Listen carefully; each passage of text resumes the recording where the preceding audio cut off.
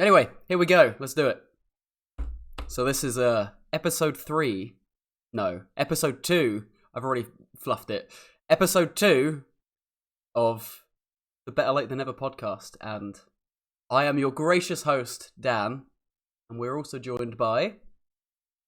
Chris. I'm Harrison. And... I'm Matt. Matt. It's his first one with us. We're excited to have you here, Matt. Welcome to the team. Yes. Yeah. Welcome on board. Cheers. We don't know anything about podcasts, really, but we decided to make one. And, yeah. Does anybody have a clue when they first start out? No. Just record some people talking and see where it goes from there. Exactly. Mm-hmm. And I mean, come on, we're a bunch of guys in our 20s, 30s. That's what you do, right? You start a podcast.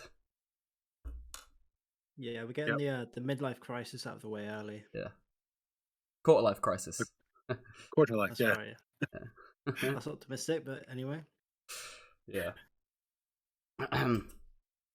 So we usually start by talking about the games that we've been playing recently and then go from there. So I'm just going to fire in and say I picked up Cyberpunk. I bought Cyberpunk because I think it's not very broken anymore. Still kind of is, but it's not the mess it was on release. And it was 50% off. It was like 20 quid or something the other day, and I was like, yeah, sure, I'll buy that.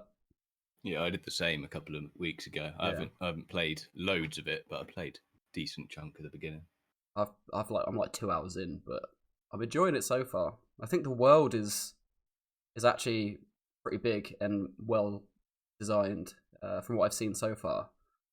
Like I got hit by a car. I just walked across the street and a car ran me over. Excellent immersion. The future. Yeah. Yeah, Looking forward to getting into that properly. I'm one of the suckers that bought that on release. Oh, I remember. Yeah. Yeah, because I love The Witcher 3, and I was like, The Witcher 3 was so good. There's no way they fucked this up. And then they fucked it up big time. And I think I put like 10 hours in, so I couldn't like refund it or anything.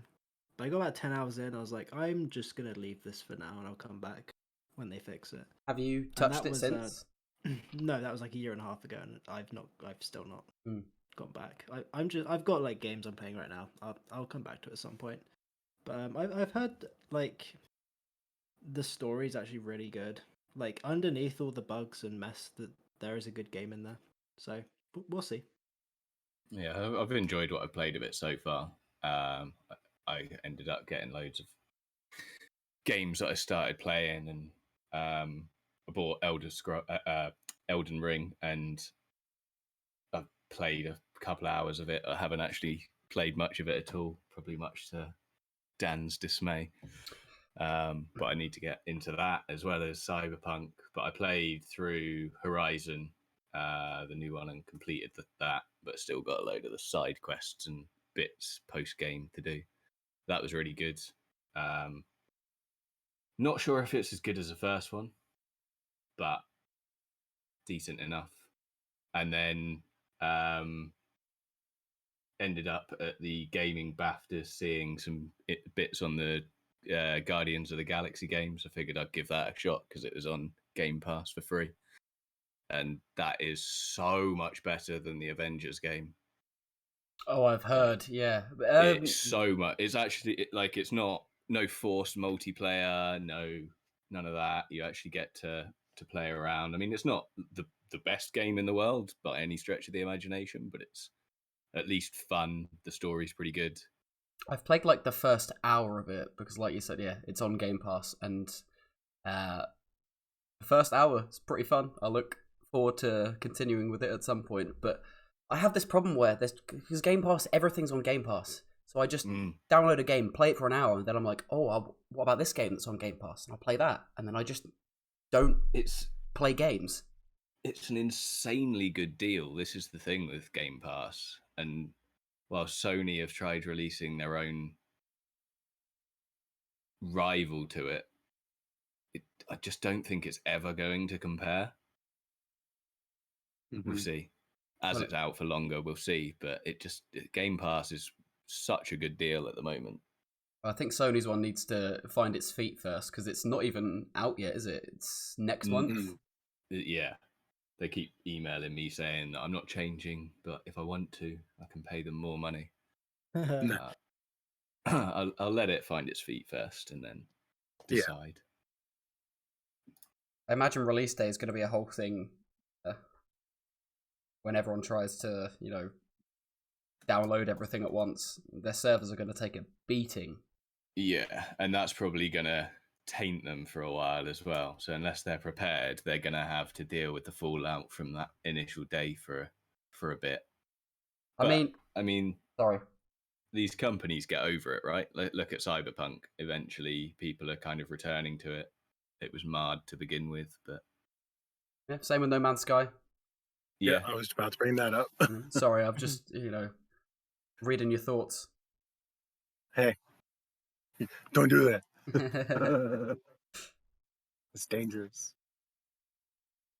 I haven't really been playing a whole lot of games, but I have been in my Oculus 2 more still. But I've been doing a lot of Vermilion, which is a painting app.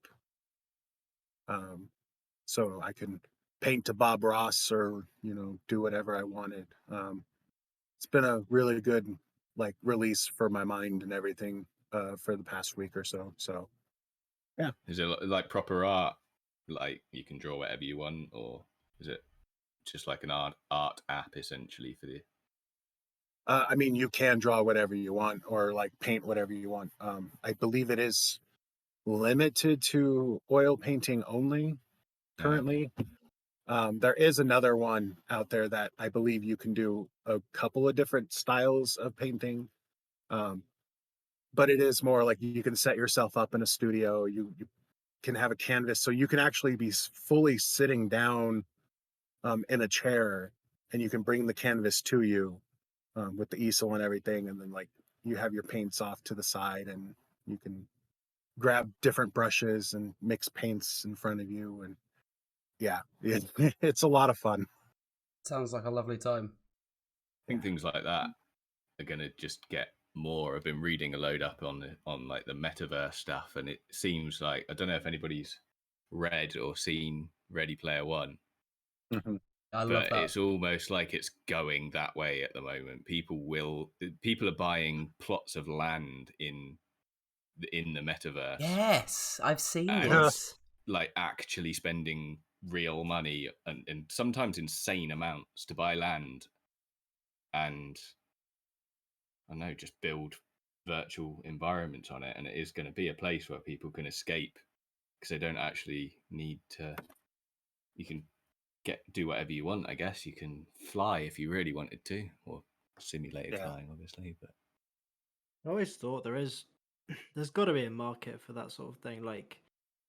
Obviously there are a lot of people that engage in VR stuff now, but I mean, as that technology progresses and it becomes more immersive, and more freedom is allowed for the user, that I can see that actually becoming extremely mainstream, and people really kind of digging into that, because gaming has only got bigger as time's gone on. You go back 20-30 years, gaming was a nerdy hobby, and now now everyone does it. Who doesn't own at least a games console, right? So I can really see that VR metaverse sort of thing you were talking about really taking off once the technology progresses a bit more, and we will regress as a society and collapse, and everyone will die. Yes. Not really, but maybe. Well, I actually kind of see that. The film WALL-E, right? You've seen WALL-E. Mm-hmm. Where everyone's just sitting on their hover chairs. Yeah. And no one does anything for themselves. I think that will be the case. Yeah, I can see us going towards that, where we just sit at home, float around in a hover chair, ignore the apocalyptic wasteland outside of our homes, and just get absorbed into this Ready Player One style metaverse. I can see it being in some ways good for some people that maybe don't it's a way for them to socialize with people. But at the same time, I feel that it's going to make people that don't go out even less likely to, which could then be a bad thing. So there's going to be lots of challenge in that respect. I can see governments kind of getting involved if things happen, because there's already this thing I can't remember what it's called, but in Japan, where there's teenagers who don't go out. I'm gonna have to look it up. Oh, well, while you look that up, they've actually announced, look, they are, because obviously the book's out, Ready Player 2, and they are going to make the movie. Yeah. Which I'm interested in. I've not read the book. I've not read either of the books, but I might read the book for the sequel at least. The books are better. Yeah. Okay. Yes. The book, 100%. The books, yeah. And like they changed the tasks and stuff. But sorry, go on. No, I was gonna say, go ahead. I mean, I found it was Hikokomori, which is the Japanese kind of shut-in type thing, and that's actually what Doto and Shoto, although I think they changed their names in the film, in the books, they just don't go out. They just literally sit inside and play VR all day long. Yeah. I mean, I think it says a lot about the world we live in, where no one wants to go outside because we'd rather be distracted by this fantasy world than, the ever-ongoing horrors that are in the real world. Everyone needs a distraction. So I think it's a good thing for that, but you can get too involved in it. Yeah, I mean, you could shut yourself in it and literally have the world fall apart around you, and you've got no idea. Exactly. Yeah. Do you think we'll get some of that stuff? Like the I don't know if they actually have a name for it in the book or in the movie, but the suits that they wear, so you could get the touch sensation. The haptic suits. Yeah, the haptics. That's it. Haptic suits. Yeah. Yeah, there's I know the gloves are in the works. Mm-hmm. People have been trying to get those, but they're really unwieldy. Yeah, I know that they currently there are quite a few products out there. They're just all super expensive, from what I've seen. I know that there are currently vests out there. They're not as like, the feedback isn't as much as it is in like Ready Player One, but of course that's a totally different thing. But there is suits out there like chest plates that give you the sensation if if you're shot, you feel a sensation of vibration. It's not, I guess, as in depth. You don't get the full impact, or like, it's just more of a vibration rather than an actual impact. Right. And I do know that treadmills are a thing right now too. They're not super great, but there's at least different types of omnidirectional treadmills, or whatever it is. I've seen some of those. It's almost like you're standing in like a cage, and you can just like run on the spot and in any direction using VR, and it's like you're actually properly immersed in the experience. I can see things going, like, obviously improving. Everything's got smaller. Everything, like, even VR, you used to have to be tethered. Now they're doing the untethered versions, and we're not really that far on from when it was first. But then again, does anyone want that? Like, if I'm gonna play Call of Duty or something like that, I'm sat on the couch or I'm sat on my bed playing a game. I don't want to have to be actually running around in my home. I suppose it depends on who you are at the end of the day, though, doesn't it? Yeah. Like, I found out the other day that there's full on like racer streamers and tournaments and all this, but they have full on rigs that are like a car. Yeah. So it's like the full, like a driver's seat roll cage type thing, and you can get ones that move when you steer and stuff. And now the company that regulates racing driving is getting involved in streaming and saying that they can't stream unless they are wearing seatbelts, because they want to promote safety to the people that. So it's like, what? What? It's getting to that stage where they are regulating streamers and what they're allowed to do. Oh, this is the end times. We've reached the end. Back crew. Can't even do a fun stream without someone being like, actually, you have to do it this way now. What does it matter? I mean, I understand that maybe people would see that and think, oh, look, this guy's not wearing a seatbelt, but that's in a VR experience. They're not actually on the road. They're not at a danger. They're not going to crash and injure themselves or anyone else because they're not wearing a seatbelt in a game. It just doesn't make sense to me. It does seem like a massive over assumption, if that makes sense. Like, I don't think anyone watching the stream is going to see them without a seatbelt on, and then just try to replicate that exactly in their real car. That's not a thing. No. Otherwise, people would have been doing that for years after playing like GTA or anything, any game, the way you can like be launched out of your vehicle and there's no seatbelts. Exactly. I don't know. I think it's weird. It is. It is weird. It is. Right. So, as you know, you can see my massive essay in this group chat that we've got. The last couple of weeks have been heavy on the gaming news. I feel like I started saying this earlier with everything that happens over summer. Might even be able to push like weekly episodes out at some point.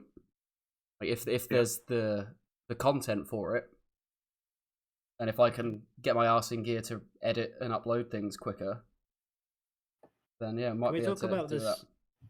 Can we talk about this Fallout thing real quick? Fallout London. Fallout London, yeah. Yeah. Did you watch any of it? I did, and I didn't realize until the end that it was a fan-made thing. Yeah, it looks incredible. I actually, I watched the whole thing and I thought, wow, this looks really bad. This looks really? like I was like, this looks like a last gen release title, and that's because it is, because it's a mod for Fallout 4. Yeah. I thought it was a like brand new Bethesda game, and I was like, this looks terrible for 2022, like graphically. And then I read the description after watching the trailer and went, oh, it's a fan-made thing. I was like, that actually makes sense. And then with that context, it looks actually pretty decent. Like, they've done a good job with the atmosphere, etc. I mean, I know that there's a lot of placeholder stuff in that because they're called like Stranger 1, Stranger 2 or something like that. Right. But yeah, it's completely fan-made. All the audio lines recorded from, whoever. Yeah, it's not a Bethesda project. And I think it's really interesting to see what they're going to do with it, because obviously you guys have played Fallout, right? You understand some of the lore behind it, where super mutants were made in vaults. Mm-hmm. Yeah. Yeah. So are there going to be any super mutants in Fallout London? I don't know. I think I remember reading, I don't know whether it was back when this was first perceived and like some of the lore that they were trying to write, or whether it's official lore that's popped up in bits of pieces that you read in the official games. But there was like a whole detailed bit about what happened in the rest of the world. So and I think there is something similar to vaults in London. I admit I only watched the beginning of the trailer earlier, but there's got to be something, right, for people to have survived it. It was the underground, global nuclear annihilation. Oh, is that what they went and sealed themselves in underground?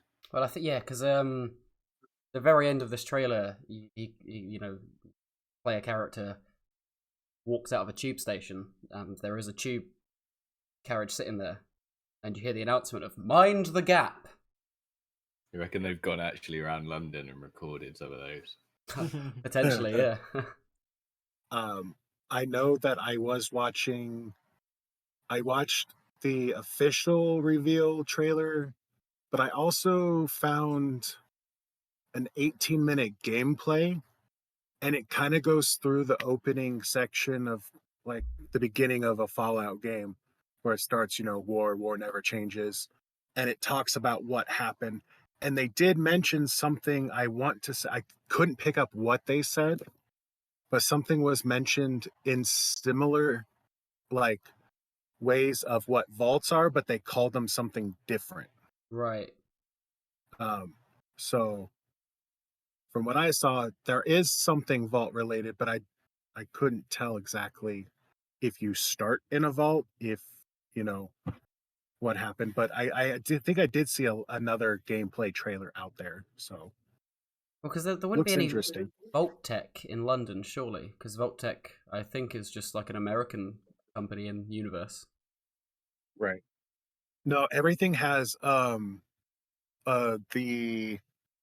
Freemason like the compass or Mhm. whatever. That symbol is basically everywhere and is on what would be considered your Pit Boy. So I think that company, whatever that is in the game, is the makers of, is London's Vault Tech. Yeah. Yeah. Yeah. I was doing this while I was waiting for my computer to fix itself.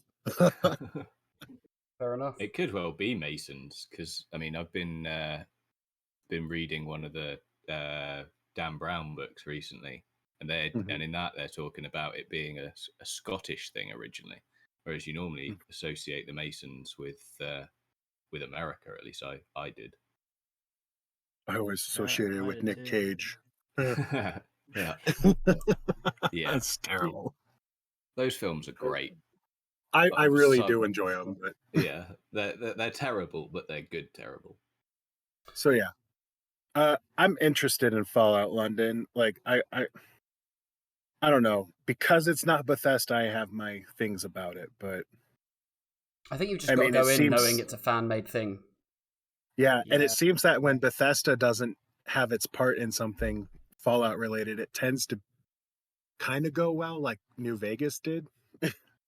That was my confusion at the start because I thought Bethesda were attached to it because I thought it was official, and I was like, this looks so far behind, like technology wise, and that's because it is.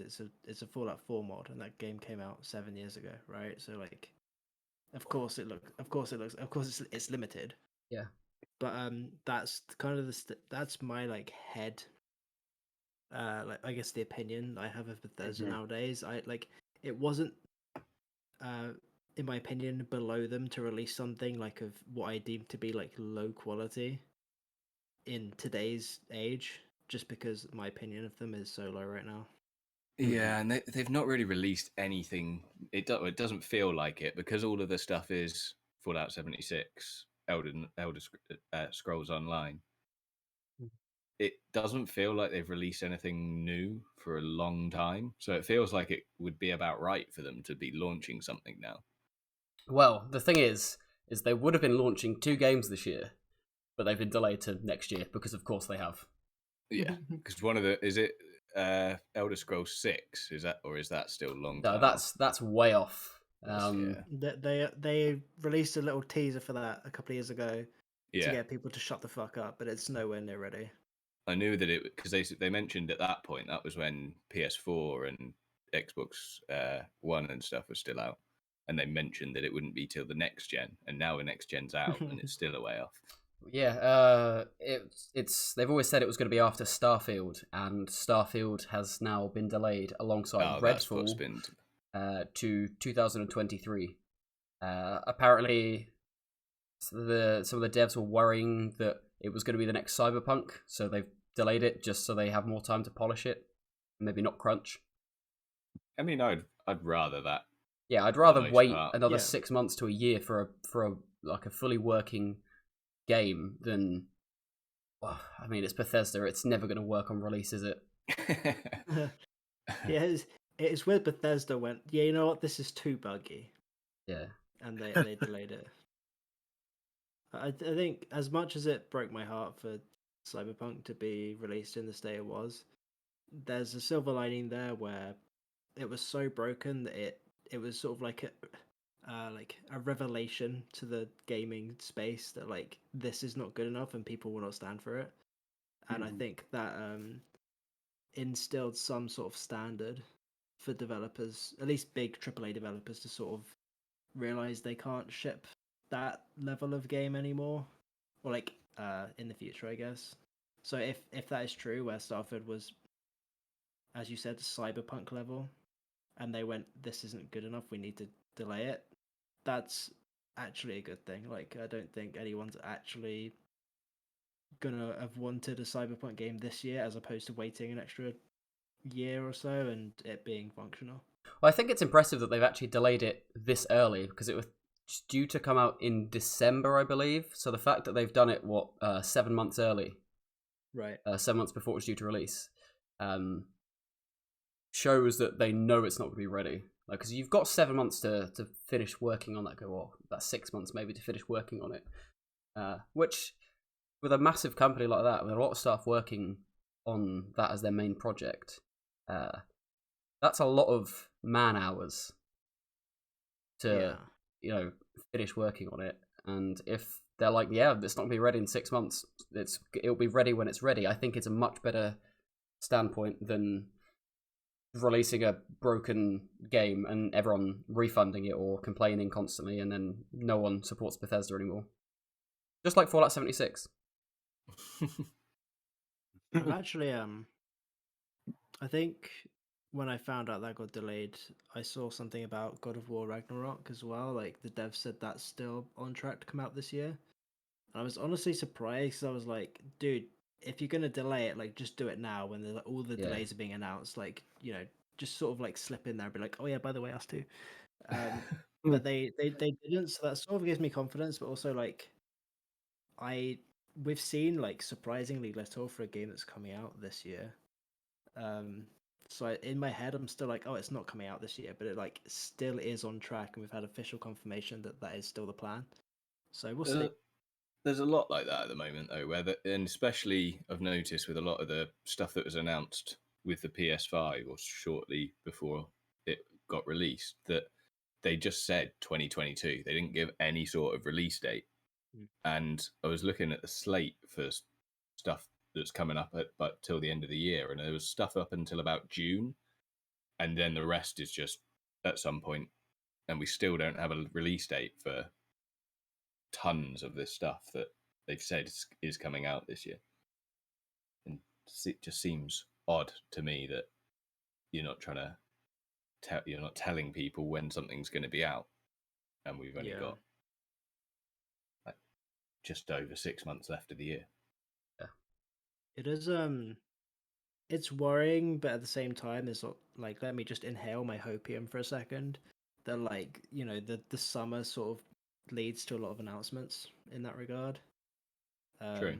With a lot of companies sort of taking that opportunity to give some more concrete information and show some stuff off. But right now, like, I mean, we have no concrete proof that that's going to happen. So for now, like, we are still in that position where, like, we just have to wait, like, this year, I guess, like, hopefully, and that's all we've got. I mean, going back to like Starfield and Redfall being delayed to next year, with the Microsoft, Xbox, and Bethesda showcase in June. It's in the next like few weeks. That I was envisioning that we'd get like gameplay reveals for both of them, but now I'm not so sure. But what else are they going to do? Surely they've got to show something at that event from Starfield and Redfall, which are like their next two big games. But you can show stuff still.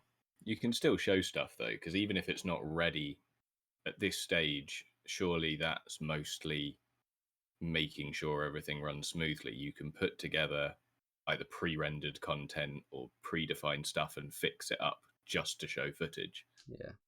It doesn't have to be fully ready for you to kind of show off 5 minutes worth of footage.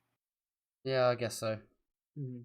I mean, that's often what game companies do. I mean, like, if we talk about in the past, like, we'd have an E3 show and they'd show off a few minutes of gameplay there. Like, they would just put a lot of extra effort into polishing those 5 minutes and making sure it works really nicely, because the audience isn't going to see anything else. Like, it doesn't matter if the rest of the game is not ready. It could have a bug where you rotate the camera and everything disappears, but as long as they don't rotate the camera in the footage, you're fine. Yeah. Like Yeah. it's these sorts of things where they can just hide bugs in pre-recorded Yeah. gameplay. They can heavily script it, and that like allows them to polish things very specifically, purely to have it ready for some sort of announcement and demonstration. They'll probably just So- have one part of it that's like more polished, and it will just be like a very short thing. Yeah. What do they call that? Do you remember anything from our time at uni? Is that like a vertical slice or something? Remember That that? seems to ring a bell. Yeah. And that's what but they show off. I don't want to confidently say yes. Well, that's 3 weeks in a row now that I've mentioned us in uni. Anyway. Awkward. Anyway. Don't all speak at once. Can I talk about my post Overwatch 2 beta depression? Overwatch DLC. Yeah, the beta for that closed this week, or in the last week, and I've gone back to Overwatch 1 briefly and realized I don't like that game. Like, I played the sequel for 3 weeks, thought, oh yeah, I like this better, but like, damn, I wish they'd added more. And I go back to Overwatch 1, I'm like, oh wait, that game was way better. Please take me back. Yeah. It is odd when you do that, when you play a sequel to something and you don't feel that much has changed, but then you try and do something and you've in the original game and all your muscle memories updated for the latest release. It's just made me like think back and appreciate the new game more. I mean, I do How long? still hope. I do still How hope long till it's out? No one knows. Great question, Matt. Yeah. Yeah, no one. Yeah, the full release is not confirmed yet, but we know next month they're announcing when the next PvP beta will be. So, announcement of an announcement, classic. But yeah, like just playing the sequels beta for a few weeks has actually allowed me to go back and look at the original game with like a fresh pair of eyes and decide that I really don't like it. So it's sort of like a double-edged sword. Like, it's got me more excited for the sequel, but also like now the original game is all I have for now, and it's just made me sad. That's all. Overwatch 2. Or like Overwatch Overwatch 2. Poo. Got him. Whoa. Roasted. Right, what the fuck is going on in 2022? This is definitely not on my bingo card for this year, but Saudi Arabia has bought a 5% stake in Nintendo. What the fuck is that?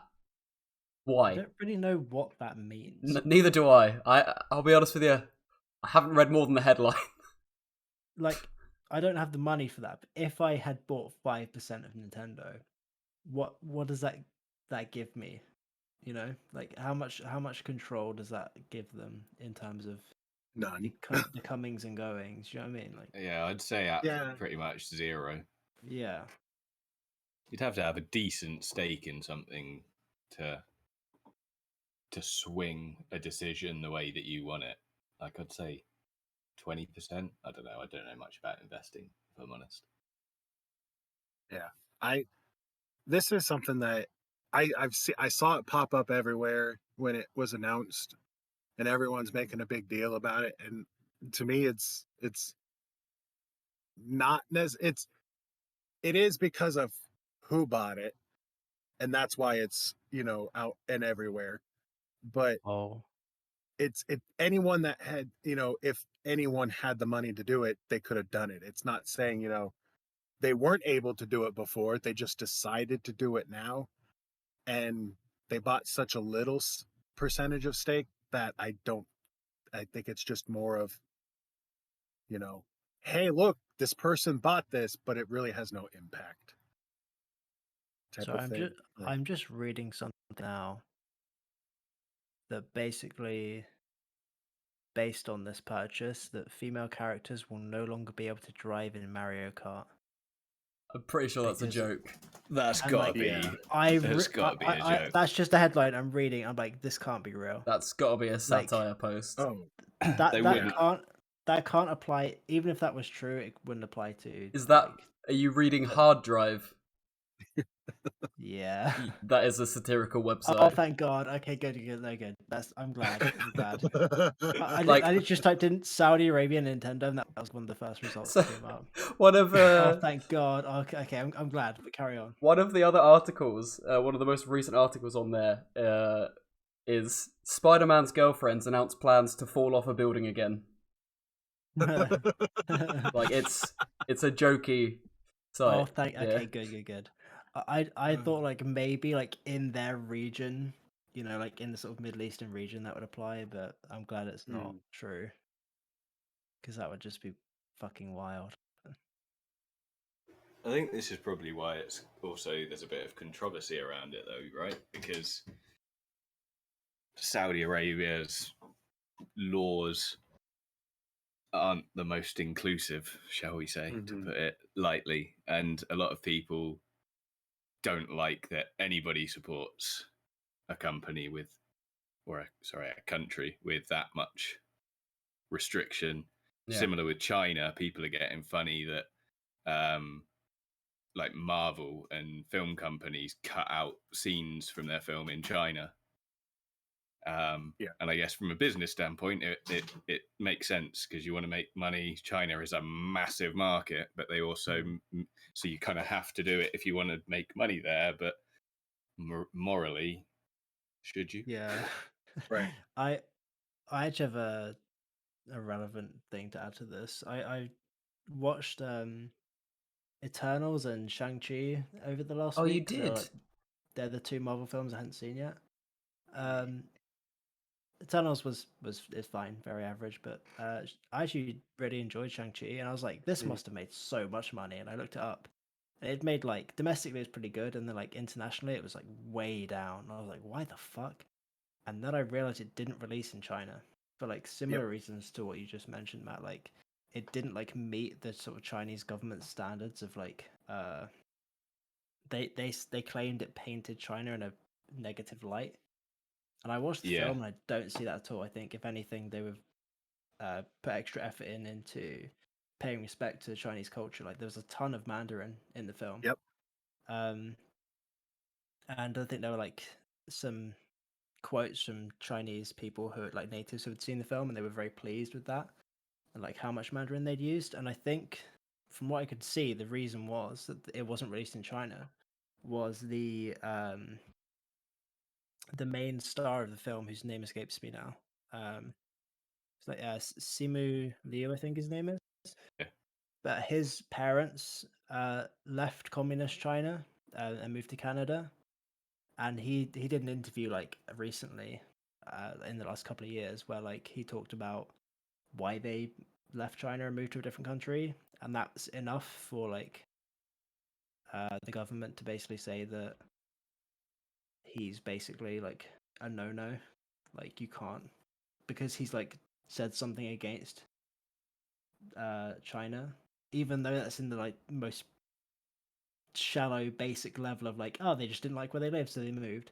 Like that's apparently painting Chinese people in a bad light according to the government over there, and therefore the entire film cannot be released in theaters, which is just wild.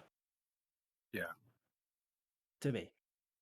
Yeah, it is. That seems like a little bit of an overreaction, because the Chinese people that did see it actually really liked it. But I think unfortunately China doesn't speak for a lot of Chinese people. They want to look a certain way. They don't. I don't think they like the fact that people might not like China as a place to live. But I mean, they restrict what people can go on do on the internet. There's lots of restrictions. yeah, it's very authoritarian. Yeah, it must be tough. Yeah, it's the battle like mainly Disney has to sort of tackle. It's like do we appease China and make more money, or do we sort of like take the moral high ground and make less money? As you said, like Yeah. I know it's very often the case if there's any sort of like LGBT representation in any of their films, it's an instant like no in China and the Middle East. Yeah. Or They like they have cut to like it. yeah, they have to like make an edited version to release in those regions, which is sad, but that's how they operate currently. So Yeah, I don't know. I think it's one of those things where you kind of wish that they would boycott those areas and see if it makes a difference, but at the same time, you know it probably wouldn't. There's got to be, and yeah, all they're doing is shooting themselves in the foot. yeah, I think yeah, because obviously with Shang-Chi, they did just end up not releasing it in that region because they couldn't budge because they're, I think, as I said, from what I could find out, the Chinese government's problem was that Simu Liu was the star and they can't exactly recast him, right? Like the film has been filmed. Deep, He's deep a fake the very entire film. yeah, he's a very integral part of the entire film, so they can't really like change that. Did you see where he came from as well? What he was doing before he was cast? No, I haven't seen He that. was a stock photo model. Oh, that's So so there's funny. tons of stock photos, and he posts them on his Twitter quite regularly, just like stock photos of him in an office situation. It's like Incredible. That's a great. couple of years ago I was doing this, and now I'm Shang-Chi. Yes. That's great. Bit of a step up. Yeah. But on a positive note, I actually did really enjoy Shang-Chi. I thought it was very good. The choreography and the colors and everything in that film is fantastic. Yeah, I've never been one to be like, I'm not like a big martial arts guy, but the martial arts fights in that film were like so sick. I remember specifically there's like a scene where he's on like a it's not is it a train, but like you know trains that go on like roads. What are they called? Trams. Like Trams. trams. Thank you. And like he's doing a fight in there, and like some of the moves were like so impressive. And again, this is just someone who doesn't like. I'm not like a martial arts connoisseur, but like even to me, it was like, wow, this is really fucking cool. I was really impressed. Yeah, I think it was something that was disappointing for Disney as well, because look how well Black Panther did for them and for representation. Yeah. And I think they thought that the same thing was going to happen with Shang-Chi, and obviously got barred in China. And Yeah, well, I think it would have been massive. It would have been fine, but unfortunately, the main star's parents migrated from China to a different country and said that they didn't really like communist China. Therefore, like it's such a like to anyone else that it just doesn't matter. Like it's a non-issue, but the CCP are very particular about what they do and don't allow. So Was Morbius allowed in China? Morbius is allowed everywhere, Dan, because Morbius is the greatest film ever made. Oh, China can get fucking morbed. Morbius is the first film to make $1 billion. more billion.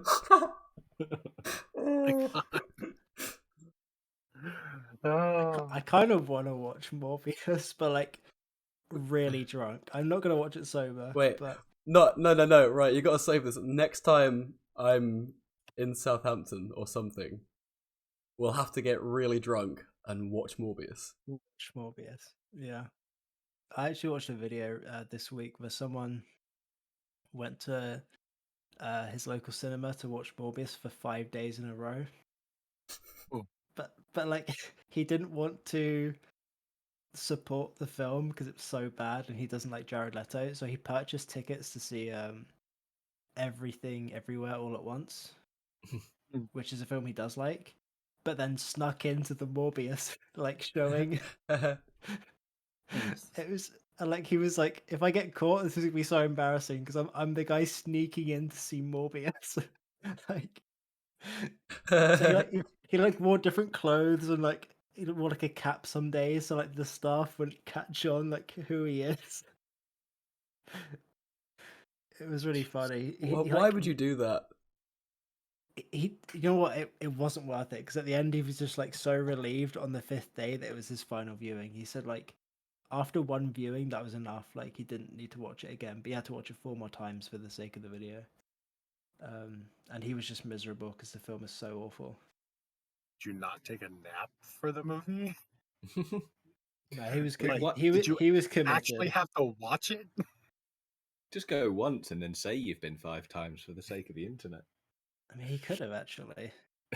I have no proof otherwise. So it's not like he could film it. No, exactly. Yeah, Right. true. Especially- It was a funny video though. I'd shout out the guy, but I can't remember the channel now, and I'm not going to look it up. Oh, shout out to that random guy, Morbius Coke and guy. Seed. Way to go, random guy. So he's like, so 5 tickets have been sold for Morbius then, basically. Oh no, sorry, really- no, not even, because yeah. The Bought it for other one films. more billion tickets got sold, but it was funny. Like I think it's like his 3rd viewing or something. He like the viewings got really limited, and like the only one he could go to was like at like 10:15 at night.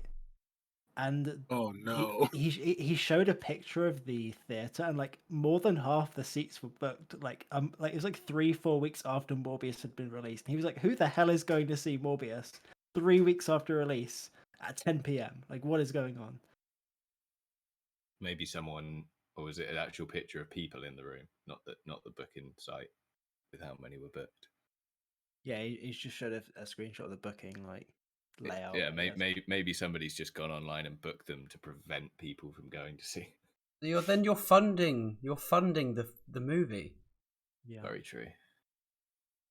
But you are saving lots of people from having to watch Morbius. Yeah, he's the hero we need, but not the one we deserve. Is everybody? I know, Chris, you had issues seeing it, but has everybody seen Doctor Strange now? Mhm. Yep. Yes. Are we gonna get into spoiler territory? Because do I need to say, Yeah. guys, this is your 10-second Spoiler alert. spoiler alert. If you haven't seen Doctor Strange or you care about spoilers, we're gonna start talking about it very soon. So skip forward. I don't know. I'll put a timestamp, maybe. Timestamps in the descriptions. Like, it breaks up the like it leaves a marker on the bar, right? On like the seek bar on the video. I think that does believe chapters. so. Yeah. Yeah, chapters. That's it. Yeah, if I remember to do that, then Yeah. I'll put a timestamp for when we stop talking about Doctor Strange. Otherwise, Otherwise, spoilers. yeah, spoilers. The Illuminati. Yeah, Yes. they're in there. Yep. All right, cool. That was Doctor Strange. Nice. All right. Yeah, I mean, I was very pleased to see Sir Patrick Stewart again. I am. Oh, the little sting of the Yeah. X-Men theme when he appeared. Goosebumps. Goosebumps. I think I could be wrong, but I don't think they used the X-Men theme for the old films. It feels like they used the TV show, like the animated TV show one. It was the Yeah. cartoon, yes. It was, yeah. I thought Yeah, that it was was so the cool 90s because series one. that theme has always been that theme has always been so sick, and like I Oh. heard that and I was like, what the fuck? That's so cool. That's my childhood right there. Yeah. So they could have gone with. I mean, the one for the films was great as well, like the early 2000s theme. Could have totally just done that, but the fact they went for the animated series was a bit wild. But They also went for the animated like style for him as well, though, didn't they? Because they had the yellow like wheelchair Yeah. cover. That's what I was gonna say. They brought the yellow wheelchair. It was I was so happy that I got to see that part a second time. right. Can I just say, and Dan already knows this, and I've ranted, but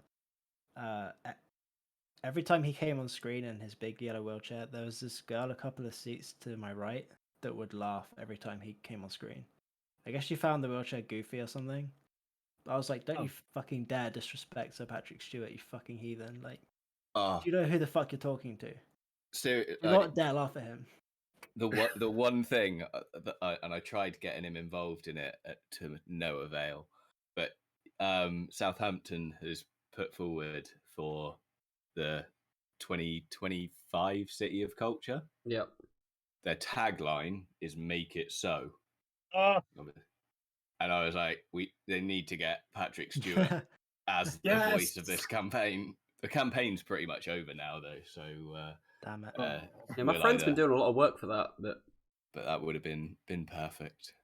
man. Yeah, it was awesome to see if him again. it continues, I don't know if there's more steps to go before, final result, but they should try and get him to do it. Everyone start tweeting immediately. I've already done it once. Do it again. I will. More billion times. We need Michael Morbius to save the day. Are we ever going to stop shitting on this film that none of us have seen? Do you know what? The meme is sort of dead already, but I still find it so funny, so I'm not going to let it die. No, I think this should just be a running joke. Like, honestly, still to this day, since we did the last episode, sometimes in my head, like, I'll be at work and just Get Fucking Morbed will just pop into my head and I just start laughing.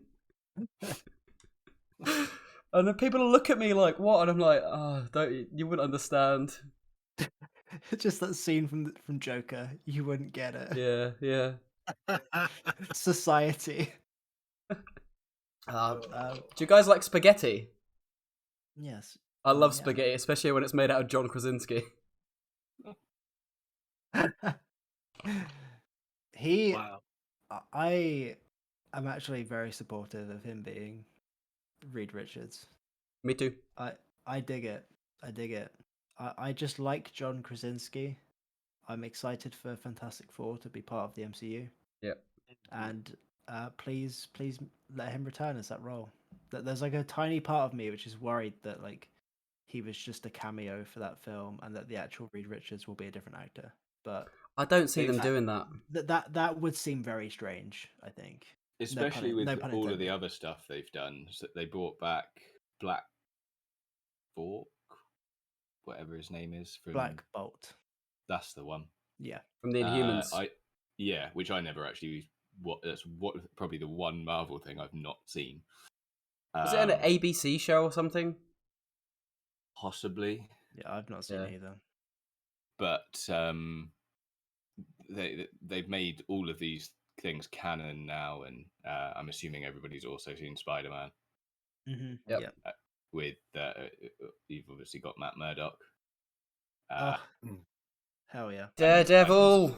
You've just said earlier that Daredevil's coming to Disney Plus as well. Yeah, so it's been reported by Variety. I haven't seen any updates since, like last night, that a new series of Daredevil is in the works for Disney Plus. Whether it's a continuation, a reboot, no one has any idea as of yet. It's just like a minor announcement. Hey, we're going to get more Daredevil, which I think is fantastic.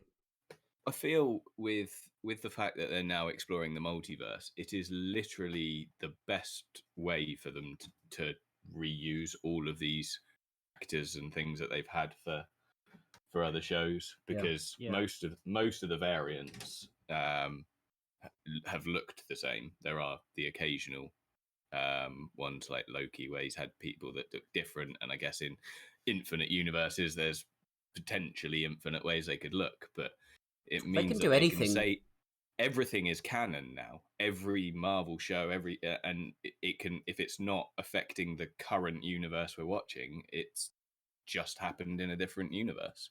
Yeah. What are we, 616 or something? Is that right? I believe, that was like our universe in quotation marks. Yeah. It's actually wild that like they did Marvel Phase 1 to 3 and made that so engaging without sort of delving into that too much. And then they did like time travel for like Endgame, and that was like as crazy as it got in terms of timelines and stuff like that. Yeah. But the fact that like they did like the Infinity War and didn't even delve into multiverse stuff has like really allowed them to like, because Endgame felt like holy shit, how do you top this? Like 10 years of build up to this moment, right? And Thanos was a great villain. But now they've got the multiverse to just do basically whatever the fuck they want, like, and that's really, really cool. Like they can just go crazy. Yeah, and I think on top of that, actually top that. If people start losing interest or don't like where it's going, don't like the characters, the actors, whatever, they can always bring people back and go, we can, get Robert Downey Jr. back because that'll sell tickets. No, I hope they don't do that. Yeah, I don't think they will, but it's a possibility because, as we've just said, they can do Yeah. anything. Yeah, like technically it could happen, but I just think Iron Man's like ending in that film was so perfect. Like you can't ask for a better send off for a character, and he was in it the whole way through, like the MCU. Like he appeared in the end credits of the Hulk, which was technically the first one, to set up the MCU like saga, and he was right there to the end. And like you don't need Iron Man, especially like people have mentioned this, especially with like the Fantastic Four getting introduced. Like Reed Richards is like they announced mentioned him in Multiverse of Madness as the smartest man alive. You've sort of got that like science-y smart man, right? That sort of like at least fills a part of Iron Man's shoes, and you've got like other characters that can fill in for all the different other aspects that Iron Man sort of fulfilled. I think as well, you've got to think that Stark Industries existed in this universe, and whilst a lot of the Iron Man tech was private and owned by him, a lot of it also got put into the company. So the technology in the Marvel's universe is ahead of ours anyway. Yeah. So there's like, you don't need necessarily Iron Man to have Iron Man's tech continue. There's going to be remnants of what they've set up throughout the whole thing, and you don't need to replace Iron Man. I don't think anybody could really replace him. Tom Cruise. Shut up. That would have literally have just been a nod, like a fan service nod to the fact that he was meant to be, and that's literally all it would have ever been. Yeah. I'm kind of glad they didn't do it, because I do feel that a lot of the Marvel stuff, it is going a little bit fan servicey now. There's a lot more. People have been talking about this for years, and then they do it, and it's great. But if they do it too much, people are just going to expect every little online discussion that they've had and hope that they've had to someday turn up. And I've seen some people's ideas; they are terrible. Yeah. Oh, real quick, just on the fan service note, I saw the other day that Disney have obtained the rights to use a CGI representation of Stan Lee in future films, and I don't think I agree with that. No. I'm kind of the opinion that like all his cameos were great. Obviously, they were fantastic, but he's passed away now. And you can pay tribute in like a poster or like or some other way, right? Like that would be just a little one in the background. That'd be cool. I think the Spider-Man game did quite well with that. They had like there's a statue that you can find of him, hidden away in Manhattan, and I think it's got a different name, but it's Stan, and he's got that little cameo. But yeah, I think it cheapens the thing if they use a CGI representation of him. He had his thing, and it was a big moment when this was his last one, and you don't want that cheapened by them just using a CGI copy. Yeah, I like they've got the rights. I hope to God that they do not use that, because it'd be so fucking like not just weird, but or like sort of disrespectful to sort of like bring him back in a way. Like that's just gonna make me very uncomfortable. Like it's different when they like in in Star Wars when they like like in the Mandalorian, they de-age Luke Skywalker, and like they have a sort of CGI representation of him. But Mark Hamill is still alive, but he's just too old to play that same role, right? Like that's different. Sebastian Stan. He does look pretty similar to him. That's true. Like, but when you got someone who's actually passed away and someone who had left such a massive legacy, it's like the Stan. No one goes to Marvel films to see the Stan Lee cameos. They were just a nice little addition. You don't have to try so hard and like at the risk of sort of being disrespectful to try and bring that back. Like, just leave it as it is. You can pay respects in other ways. Especially as there's now been several films without one. Exactly. Yeah. It's not like they're going to suddenly use it and there's not going to be a gap and it's going to be a thing that's been in every single Marvel film. And it had to a point, but everybody has accepted that it's not going to happen and that they don't need that anymore. It was a nice little thread whilst he was alive, and unfortunately it's not something we're going to get to look out for anymore. But I definitely don't think they should cheapen it.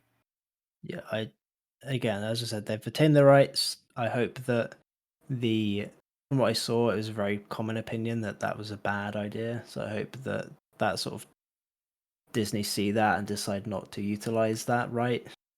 And I use right as in obviously legally. But yeah, like we can all just look back on Stanley's legacy and we can love him for it. You don't need to shoehorn him back in. Yeah, It just feels weird to me. I guess I don't mean to cause any like offense for this, but literally be beating a dead horse, like Yeah, it's in the just so nicest way unnecessary. possible. It's just it's completely unnecessary. Yeah, agree. Like we speak as fans who didn't even know him personally. You think about his family, right? If you had like a deceased family member that was being brought back by CGI for essentially what is monetary gain, Yeah, I don't think you'd be okay with that. No. You'd be pretty disturbed by that. It just doesn't need to be done. It's so obviously just not necessary. And I just wanted to bring it up because it was just really strange. I saw that the other day. Like, why is Disney even fighting for this thing? Like, why have they like fought so hard to obtain the legal rights to do this? It just feels really strange. I think we're all in agreement for that. Yeah. There was one thing I know we've been heavy on the Doctor Strange, but I've a bit of theory crafting, some thoughts. So in the universe that has the Illuminati and everything, the Ultron program obviously worked because they have the Ultron bots, right? Which means there's no Vision. Surely. True, because Vision's like form was meant to be Ultron's physical form originally, right? That was the purpose of it. Which would likely mean that Wanda never went mental and probably just has a happy marriage with some other random person. Well, that was the universe that she was trying to take the kids from, right? Because that's why she was at that place in the first place. Yeah. Right. So we kind of know that she has the kids in kind of a much more subdued existence, at least, because she's in that house, but she was on her own. And whether that then kind of says she's just created these kids again to give her company, or what that says, whether just the father is not there anymore or died due to Avengers related activities. I guess there's lots of theories that you could kind of make up for that. Be interesting to explore some of that stuff, like not, I call it our universe because it's the one we've followed for over 10 years, but it'd be interesting to see some bits that aren't set in that and kind of that explore the multiverse and also don't really have any connection to the rest of it, because at the moment you've got to have seen a lot of films at by this time to fully and TV shows to kind of fully understand everything. Yeah, I feel bad for anyone that's trying to just now get into like Marvel. Like, you've got a hell of a journey ahead of you. But I mean, so much work to do. I've been following it for 14 years now, you know. Crazy. Isn't that crazy? It's over half your life. Yeah. Like Marvel has been a pretty like constant influence in your like sort of like media interest. Yeah. I remember watching Iron Man on release day in New York, Oh, nice. and that was an experience. That was my first experience of American cinemas as well, where they cheer and stuff. They go fucking mental, don't they? It's starting to come over here to it, but not as much. I have noticed in some showings that in the UK you're getting a lot more audience participation than you used to. Used to be if anybody even made a sound, they would get berated by everybody. Well, I mean, during No Way Home, when all the Spider-Men appeared, everyone cheered. Yeah. I mean, that's. I understand that though. Yeah. Yeah. I mean, that was the ultimate fan service, though. Really, Yeah, it was. Yeah. Did you see that midnight release, Dan? No, I Okay. bought the last showing on release day because I was working. Yeah. So then I went at like 11 p.m. or something. I think you'll still get I think that what's the word, skews the sort of people you're going to get in the theater, right? Like people that see it opening day or midnight release, whatever, they're going to generally be very big fans. Yeah. As opposed to people that see it a week or two later. Yeah, right. Agreed. We should probably stop talking about Marvel and stuff because we've been on this for quite a while. Yeah. And there's just a lot to talk about, dude. Yeah, I know. Well, specifically Doctor Strange. But I say that and I'm going to mention another Marvel thing because there's a trailer that's just come out for She-Hulk. Attorneys at Law. I don't know why they've called it that. It makes it sound like it's something to do with Daredevil. You know, Nelson and Murdoch, Attorneys at Law. Yeah. I still haven't actually watched the trailer. Or The Boys. The or the CGI in the She-Hulk thing looks a bit off. I mean, it's got months, but it doesn't look as good as Hulk. Yeah, people have theorized that it's still work in progress because Mark Ruffalo's Hulk looks fine. Like he looks just like he does in the mainline films. Yeah. So I guess the thing with that though is they've got several films worth of CGI that they can reuse. Quite often with TV shows, they get a much reduced budget. Yes. Than a film. So the CGI is one of the first things to take a hit. It's Disney. Disney has unlimited funds. Yeah, they have infinite money. Very much.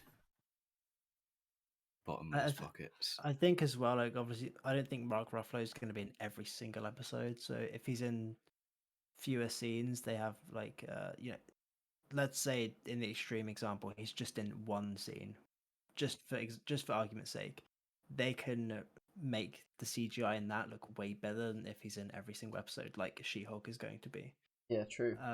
But even so, I agree, Dan. It looks rough. Like it doesn't look great. For She-Hulk's character anyway, right now. But I think the show will be fine. All the Disney Plus Marvel shows are fine. Yeah, I mean, I was thinking someone site put up, I'll rate the shows, and I was looking at them, and some of them weren't fantastic, but they were at least decent enough. Yeah, I don't think any you can call necessarily terrible. They're all entertaining enough. Some are better than others, and I hope that continues. But they're gonna have to make a crappy one at some stage. Yeah, likely. Sure. I mean, God, there is so much that's coming out over the next few months, TV show wise. What we've got, aside from Disney Plus, we've got Stranger Things, Umbrella Academy, and The Boys all having new seasons over the next month or two. And they've all had 3 of them. And it's season 3 of all of them, which I think is awesome. It's 4 of Stranger Things. Oh, sorry, Stranger Things is season 4. You're right. Yeah, my bad. I just finished. Yeah, I should know that because I just rewatched season 1, 2, and 3 of Stranger Things. Fantastic show. Look forward to season 4. But Umbrella Academy as well. I think season 3 is looking pretty nice. And same with The Boys.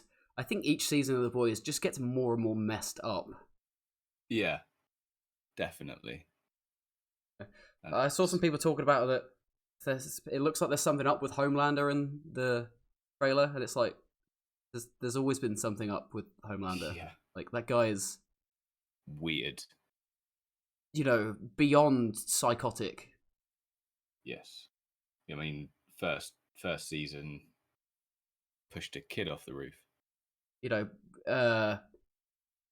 Blows up the plane because the guy knows about Compound V, and there's like a kid sat next to him. Yeah. Doesn't rescue the plane that's crashing because he's like, nah, can't save it, so let's go. And then when people are trying to argue, he like flares up his laser eyes and he's like, I will laser every last one of you.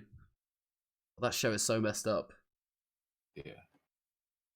Right, I missed a tiny chunk there. Was this The Boys you're talking about? The Yeah. Boys, Umbrella Academy, they're all getting new seasons over the next couple of months. And I have not seen either of those, but they're both on my list. you should definitely watch The Boys. The Boys is sick, and Carl Urban is brilliant in that role. He's a well. boy. He's a boy. I always forget he was in Lord of the Rings. Yeah, He's he's in. dude. He's in Give him a loads of stuff. fucking big ass elephant by himself. Come on now. It's just when I see him in The Boys, I don't see him in Lord of the Rings. I don't see him as that character. Younger. Yeah, I know it was years ago. Well, that's fucking 20 years ago. They probably recorded that now, right? It was, yeah. But yeah, that's it. He doesn't look old enough to have looked like he did it. He looks pretty young. He must be in his 40s, I guess. I think so. But I wouldn't say he looks 40 particularly. No. I don't know much about The Boys, but from my understanding, there's like a character that's. I would go into it not knowing much. Yeah, the less you know about that show, the better. The more surprising it will be. Okay, I went in not expecting a lot and was pleasantly surprised. I'd just seen the trailer for it before I watched it for season 1, and every episode I was left at the end like, what the fuck did I just watch? I was like, unexpected every episode. I won't ask any questions about it then, like I was going to. I was just going to bring up, I don't know if you guys have seen Invincible, the animated series that came out.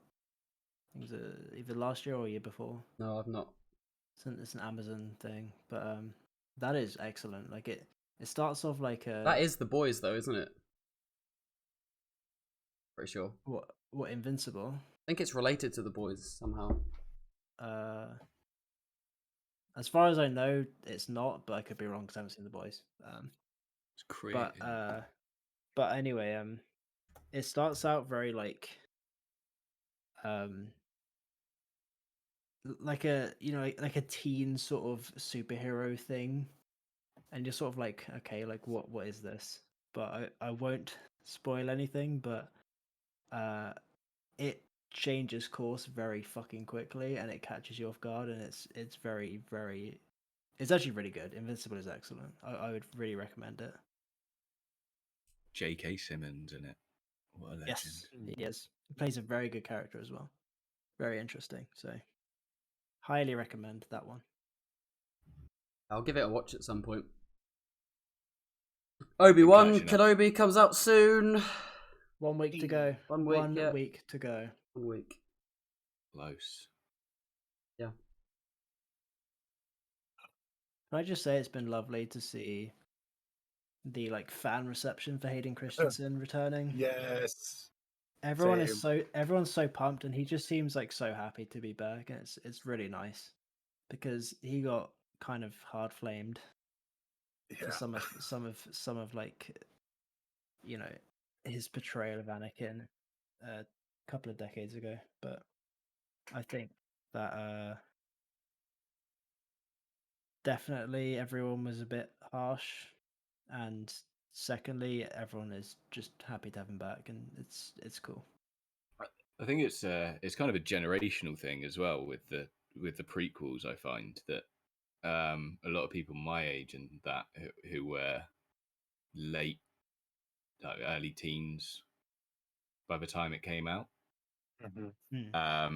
had already watched the originals and it was new and different and didn't like it. And then a lot of people that are younger than me that grew up with those films actually really like them. I don't know if it's more for like the memeability and stuff, but he got a lot of diss at the time from people who didn't like the prequels anyway, and now the prequels have kind of calmed down and everybody's hating on the sequels instead.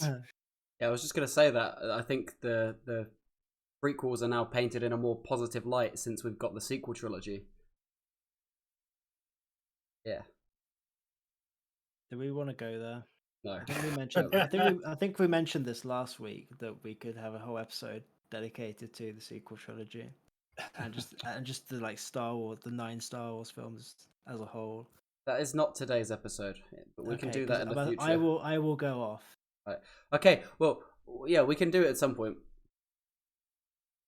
We will do a special Star Wars episode. I really enjoy doing this, so if we want to do more episodes on various things, I am down for that. I'm down to do episode 2.5, the Skywalker saga. I'm down to tackle that. Yeah, we could do a deep dive into everything to do with Star Wars one day. Yeah, to not just kill Matt's point completely. I think he's right. Like, I for one have a soft spot for the prequels, but I will fully recognize that they're very nostalgic for me. But like, unironically, I do really enjoy Revenge of the Sith. I think episodes 1 and 2 are very much like Mimi, and that's why I like them. But like, Revenge of the Sith actually has some really good moments that I unironically really enjoy. I think that was the case at the time as well when they first came out of the 3. That's by far the best of the 3. Oh, for sure. Yeah. And a lot of people felt that way. I think episode 1 was kind of seen as too campy, but then you look back at the original trilogy and it's no worse than the Ewoks, really. Mm-hmm. Yeah. People just don't like Jar Jar. Yeah. I mean, have you heard the whole theory about Darth Jar Jar? Yeah. Sith Lord Jar Jar. Yeah. I so want that to be true. It's like it's kind of goofy, but at the same time, like there's so much that just annoyingly makes sense about it. It's so weird. Yep. But between 1 and 2, like we've established 3 is the best of the 3. I think 2 is the worst of the 3. Agree. People hate on episode 1, but I'd rather watch 1 than 2. Dude, one had pod racing and Duel of the Fates, so that immediately puts it above episode 2. That on its own. 2 is so boring. 2, literally half the film is Anakin and Padme's poorly written like romance. It's just talking of pod racing though, how fucking good was the game? Oh, yes. I played that so much when it came out. Wasn't there an arcade one? I Obsessed. swear there's like an arcade machine where you actually there ride on is. like a I bike think or something. You're right. But Yeah. the PC game of it was sick. It probably doesn't hold up as much now because the speed probably feels a lot slower. But I remember at the time just fucking blasting past everybody, knowing that, and you ended up having to do the courses backwards and stuff. And yeah, I haven't actually played that, but I did stumble across a thread the other day of people saying like, where's like a new pod racing game? Because I feel like that would kind of like low key pop off. Like if there was just a new racing game, but it's just pod racing, that would be kind of sick. Like I think everyone would be kind of down for that. I think Star Wars games of late have kind of lost their way a bit compared to how they used to be. They played it very safe. Sorry? They've played it very safe recently, I think. Yeah, I mean, but one of my favorite Star Wars games was Rogue Leader, I think it was. Rebel Squadron 2, or it was the GameCube one. Yeah. And you got to essentially go around doing key moments from the films.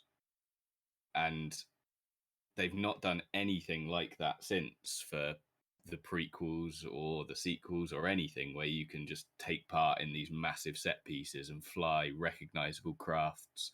I really didn't like the flying mechanics in Battlefront. I didn't feel that it was the same. And whilst what was it, Squadron, the one where it is just flying, Rogue Squadron, is that what it's called? The new one. Yeah. I downloaded it, but I've not played it yet. I played Yeah, bits I of know it. the I one you couldn't mean. get into that either. It's 2 flight sim. Yeah, it's like the sticks, and I mean, maybe that's just because how I was used to flying stuff in, and I'm still on old controls, and that's the new way of doing things. Maybe I'm just old, but Star Wars Squadrons is what it's called. yeah. But I don't think any of the EA Star Wars games have been particularly good. Yeah, well, they lost Don't their you dare exclusivity, didn't talk they? bad about Jedi Fallen Order. I can't say for that one, to be honest, because that's one of the ones I haven't Right. played. Oh wait, okay, I can't say anything then. Oh, I thought everyone had played it. Oh, okay, no, right, we'll leave that one for now then. Right. But I was gonna say, I think it's taken them a few years to sort of realize what Star Wars fans want. Because if you look back to the first EA Battlefront in 2015, it just had original trilogy content. And everyone was like, where is the prequel? Like, where are the prequels? Or like the new film that's come out? Like, where's stuff from that? And I think Disney were like, wait, you guys like the prequels? What the fuck? And then like Battlefront 2 came out and they threw in all like the prequel content and people were really keen for that. And I think they're only just realizing like how much appeal there is for that era, or like, I mean, with Kenobi coming out in a week, I mean, I think when they bought the rights to Star Wars 10 years ago, whatever it was now, were they planning on doing a Kenobi prequel with Ewan McGregor and Hayden Christensen? I don't think so. I think that's the result of, as time's gone on, they've realized there's very much an appeal from the fans for that to be a thing. I know they definitely bought it with the intention of doing more than just the sequel trilogy. Oh but yeah, I don't think they had any concrete idea as to what they were going to do. And I think that from what I understand, Mandalorian was quite almost rough. It's come out a lot quicker from conception to release, probably because it's Jon Favreau that was involved, and he seems to be able to pump out the good writing. yeah. I think for people that have seen that and have seen like the Clone Wars, for example, the animated TV show, you've had characters from the Clone Wars that pop up in the Mandalorian, etc. And they've been really well received. People have loved that, and I think that's just reinforced that idea that although the prequel films had their flaws, the era as a whole is really fucking cool. Like, there's a lot of planets and battles and vehicles and characters that people love, and the ideas are very original and interesting. And there's way more to explore with that going forward. Yeah, no, I agree with that. I think you're spot on. Yeah. So we like Star Wars, it would Yeah, seem. I'd say we did say this is not going to be the Star Wars episode. And then we kind of just did. Okay. For considering this is supposed to be a gaming podcast ish, you know, we haven't done a whole lot of chatting about video games, but I was actually going to say this earlier because we're talking about Fallout London, and I was going to tie this in with it, considering that this is also rumored to be set in the UK for some reason. But it looks like we're going to get another Silent Hill game at some point, just by a different developer, and with a UK setting, which could be interesting to see how that works out. Not that I will play it, because I will not touch horror at all. Yeah, I think Chris is our, like, at least so far, I don't know about you, Matt, but Chris is our definite like resident horror fan. Yeah. That we have on the podcast. I don't mind horror. I think that when I was younger, me and my stepbrothers used to play a lot of Resi, so I've at least seen most of the Resi games played through, and I enjoyed those, but they became a lot less horror, I feel. Mhm. Yeah. Silent Hill was always the one with the jump scares and stuff. Resi never really was. There were a few points, I guess, and but it was more like being chased by something and Yeah. terrible viewpoints. And You know what though? Sorry, my brain just stopped working for a second. Because I could never play Silent Hill. I've played a bit of Resi because that's not really. It doesn't feel like a horror. Although I think they're going more horror with it again now. In the newer ones. I think it's still not fully jump scary and horror, but I think a lot of people are desensitized to some of it anyway because The games are what, first person now as well, rather than third. yeah. Dead Space. I love Dead Space. Yeah. Yes. Have you played that? I've not played it. Oh well, hold off until next year because the remake's coming out. Yeah. I think in January. So is this remake or reboot? A remake of the first one. I think it's a remake of the original. I mean, I do like that game. Yeah, but that's like the only horror game I could ever get into was Dead Space. Fantastic game. Yeah, I really. There's a couple of series like that and BioShock that I would really like to see rebooted. Yeah. Because I think the concepts of those franchises have potential, for sure. I imagine we'll get And another BioShock at some point. We have to. I think that there's still so much interest in that, like universe, I suppose. Where would they? Because they always have to have these weird settings, don't they? You know, like underwater, in the sky. Maybe we'll get the next one. It'll be like underground under a volcano or something, or like in space on the moon. I don't know. I mean, they Just did thinking in a cave. they did in space before BioShock, right? With System Shock, that was like a space Yeah, true. themed game, like with the very similar like sort of gameplay and story, etc. But that's the thing with a reboot, you can sort of get away with like reusing some of that, but putting a new spin on it and you know it being modern day, right? Like let's say 2024 or whatever. You know, if a new BioShock game came out and it was in space, people aren't going to be like, oh, you're just doing System Shock again. People will, you know, it's been so long now, and I imagine there'll be so much that has evolved with it as technology has moved on, that people will just be pumped to like have another BioShock game. Like I think that would just be exciting. I really do hope they bring that series back, and same with Dead Space. Like you know, Dead Space is always going to be in space. It's in the name, but like you can totally like reboot that series and have interest. I'm interested in a remake too, obviously, but I just feel like if they can restart that series again and go back to the survival horror they had in the first one, I'll be super pumped because it went a bit action gamey with the second and third installments. Yeah. Yeah, go back to the roots. Give us a new one. I think that'd be cool.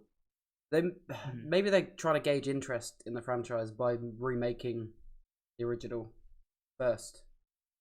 Yeah, possibly. It's a safe, like, sort of, you know, dip your toe in the pool sort of thing. Yeah. So Saints Row's also being rebooted. That comes out in August, and it looks kind of different to all the other Saints Rows. That's fine. It's a reboot this year. Yeah. It was supposed to come out in February, but it got delayed to August. Oh. Yeah. Looks a bit more, I don't know, cartoony sort of. I don't know. I stopped caring because 3 is a fantastic game. 4 was weird. It was fine, but like they kind of went too far in like one way with it. They really amped up the craziness. You have the dubstep gun. Step gun. That says it all. So I think a reboot might do the franchise some good. The wub wub gum. Yeah, literally, you kill people with wob wobs. So there's just a few more things. Like we've got a lot to get through. We don't have to get through it all, but just some brief points. Borderlands 3, if you don't own that on PC, you should, because it's free on Epic Games right now. So go and get that. Even if you already own it, I own it on Steam. But I added it to my Epic Games library because why not? It's free. Yeah, I got it too. Fall Guys. Do you remember Fall Guys? Oh, you mean the game I got for free on PlayStation? Yeah. Yeah, me too. Well, I haven't played that in a long time, but it's going cross-platform and completely free to play when it launches on Xbox and Switch, etc. Cool. It's also I'll pick it up. it's not just cross-platform. It's You also progression, right? yes. So I can pick up my skins from my PS4 version and play them on PC or Xbox or whatever. Switch. But the only downside to that is it's getting a premium paid for battle pass rather than the free one that we have now. Yep. I've actually never played it.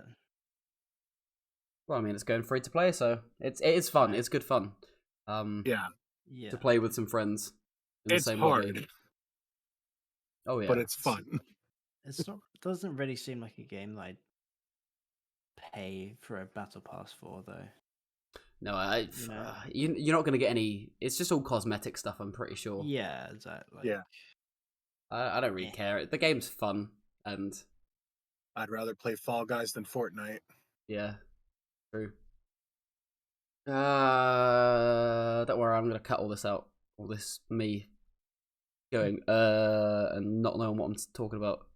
But we're getting better. I want to wait until. Oh, wait. Matt, are you back now? Oh, I've been back. Oh, fantastic. I just unmuted myself. You see I that? was just going to say though, I'm sure a lot of podcasts they do cut out bits. Yeah. Of like they're not going to talk. Well, ones that are purely audio and maybe not live streamed. There's a few that I watched that but they've been doing it for years. They've got like 700 episodes, so they kind of just know what they're doing by this point. Whereas this is they've probably got an itinerary written down to begin with and conversation starters. I mean, we got the Halo TV show just finished, right? Yeah, that's true. I haven't watched a single episode of it because I don't think in the UK we can even access it. Oh, we're safe. But I've heard Not sure nothing how but I'd mixed feel things. I don't know how I'd feel about a Halo TV show though. Like, I don't know. Maybe it's just it doesn't feel like there's enough to flesh it out. And from the fact that you're saying there's mixed reviews, it doesn't sound like it really is. I didn't have any high expectations, considering they said before the show released they haven't played the games. Oh God! Great sign. And they've done that, I think, to air quotes appeal to a wider audience. You mean other than the massive audience of Halo fans? What more do you need? This is what really bothered me is that millions of people play Halo. Yeah. The thing is, they can make a Halo series and you automatically get all the Halo fans on board, and you'll appeal to other people because it's just like it's just a cool sci-fi thing.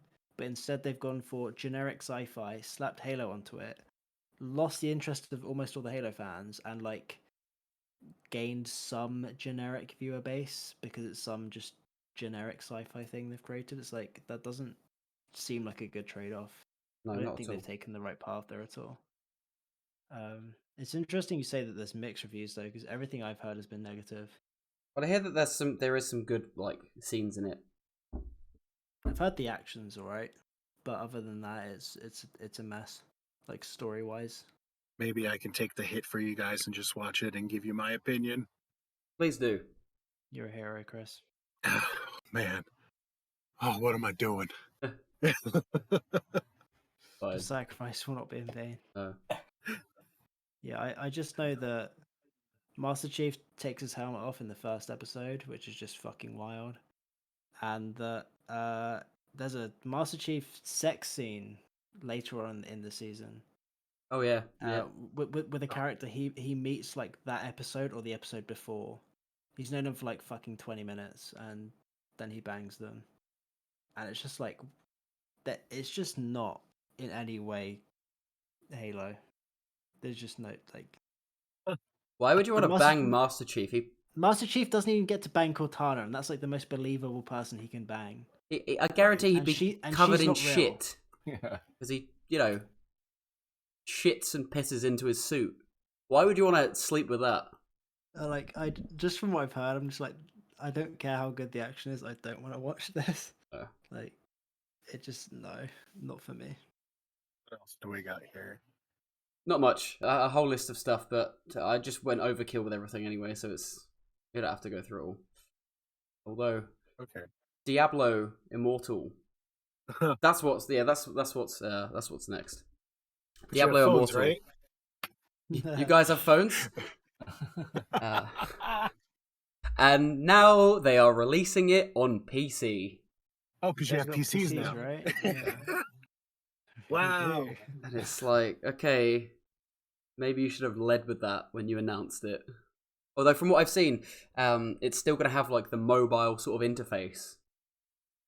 Oh, good lord. That's just not going to be pleasant to play then. No. But they're giving us what we want. And it's Oh, yeah, free. definitely. I can't As long wait as it's for them to monetize like deaths and whatever else Blizzard could Wait ruin. this long to revive or watch an ad now. I'll throw my phone No. out the window, and my PC. There's a weird thing with like free to play games where like obviously it's free, so you can't complain too much, but at the same time, there are just like certain things that you expect from a game. Like if I'm playing a game, I expect to be able to play it without being inconvenienced. And Mhm. if I'm faced with some sort of mechanic that stops me from playing unless I pay money or watch an ad, then that is below that bar. Sorry. I think part of the problem with mobile games is that most of them are launched as free, and then you can pay money to basically not have ads or improve your experience. And I would be more likely to engage with it if it was a decent game and I had to pay up front than I am them going, it's free. No, it's not quite free. You've got to pay now. The kind of I've paid for some games before, mostly like The Room. I think I paid £3 for some of those, which are quite cool little puzzle games. If it's a decent enough game that warrants paying money, then I will. But Yep. too much is going subscription based as well. For little crappy mobile games where there's a season pass for everything. I hate season Yeah. passes and all that. It's just a way of them getting income over a longer period of time and making more money out of you, isn't it? Exactly. Thing is, we're in the minority because those models keep being pushed, which means they work. Yeah. Like people are obviously paying for them, and that's why companies keep opting into that sort of model. Because I think otherwise in some cases it does work and it's fine. Like Sea of Thieves, for example, they release some really good content every time. And if you're getting that for paying more money, it is almost like you're just paying for DLC each time. Not that, but you don't even have to pay. All you do is they release this content for free, and you get better cosmetics and stuff if you decide to pay for it. And that's a better model than it just being you get better loot boxes and all of the Call of Duty type stuff where they don't really seem to release much additional content other than cosmetics. I think the main difference there being the base game is still playable and like fun, and that you pay to get extra stuff for it to be even more fun, rather than base game being shite and you pay money for it to be playable. Yeah. You know, that's the difference. Yep. Yeah, true. I'll be honest with you. I've just seen how long I've been recording for, so I think it's time we wrap this one up. Wrap it up. Yeah, that's cool. Final thoughts on anything? Any homework for us to do? Fuck, I think I did have something, but I forgot. Yours is to watch The Boys. Oh, that's right. Yes, The Boys, and what was the other one? Umbrella Academy. Yes. Yeah. Right. Okay. Cool. I'm gonna watch Halo. Watch Halo, Chris, and if you want to just jump off a bridge, watch Invincible instead, because that show's actually good. Yeah, I'll keep that one in my back pocket as just in case. That can be your like palate cleanser. Yeah. Yeah. Episode of Halo. Ivy. Episode of. Yeah. I would recommend that to all of you, though. Invincible is excellent. No joke. Probably watch it after I've got through The Boys. Nice. Oh, do you know what? Futurama's coming back next year. Hell yeah. Yeah. And love Futurama. because originally it wasn't coming back with Bender, but it now is. Yeah. Yes. Dude, they So, couldn't have done it without Bender. No way. and he knew that, I think, and he Yeah. held out for the money. Which good Hell fair yeah. play to him. Yeah, Fair play to him. absolutely. You hold all the cards. Yeah, Well deserved. 100%. If they do He holds Futurama all with the no blackjack Bender, cards. sorry, I don't think they would have done it without Bender. They would have just recast the but voice. that's even worse. Yeah. Mhm. Yeah. Like, I don't want to see Futurama without Bender, but I'd rather see Futurama without Bender than someone else being an imposter as Bender. The amount of things as well that I keep watching, and I keep seeing Katie Seagal or Seagal, however you say her name, in. And yes, I know, but I've just rewatched Lost, and she's in that. As is the guy who plays Silence in Horizon, which was interesting when I heard his voice. Why did you go, yes, I know? Because everybody hates Lost. I've never seen it. I actually really want to watch it.